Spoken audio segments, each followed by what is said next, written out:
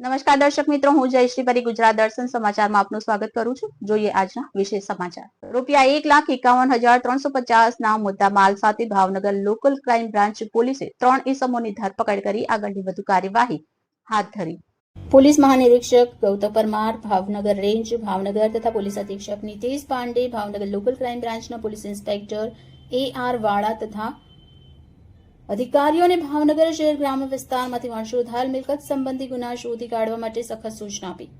તારીખ 8/2/2026 રોજ Bhavnagar local crime બ્રાન્ચના માણસો ભાવનગર શહેર વિસ્તારમાં વંશોધાર મિલકત સંબંધી ગુનાઓના શકતારોની તપાસમાં હતા. તે દરમિયાન બાતમી મળેલ કે 2 છોકરાઓ એક સફેદ કલરની એક્સેસ સ્કૂટરમાં વડવા તલાવડી વિઠ્ઠલના ડેલામાં મેહેરભાઈ ભંગારીના ઘરે કોઈ જગ્યાએથી ચોરી કરી લાવેલ માલસામાન આપવા આવ્યા છે અને હાલ તેઓ બંને મેહેરભાઈ ભંગારી ઘરના ફળિયામાં હાજર છે. જે બાતમીના આધારે તપાસ કરતા માણસો મુદ્દામાલ સાથે હાજર મળી આવ્યા હતા. આ મુદ્દામાલ રાખવા અંગે તેણે કોઈ સંતોષકારક જવાબ આપ્યો ન હતો અને આ મુદ્દામાલ તેણે ચોરી અથવા તો છળકપટથી મેળવેલ હોવાનું જણાઈ આવતા શક પડતી મિલકત તરીકે તપાસ અર્થે કબજે કરવામાં આવ્યો.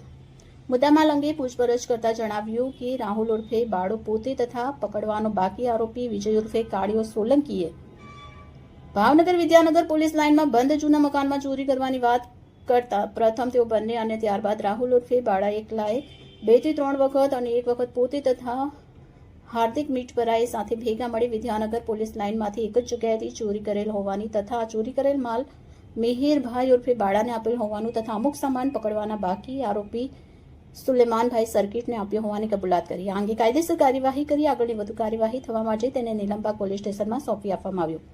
રિપોર્ટ ગુજરાત દર્શન સમાચાર ભાવનગર.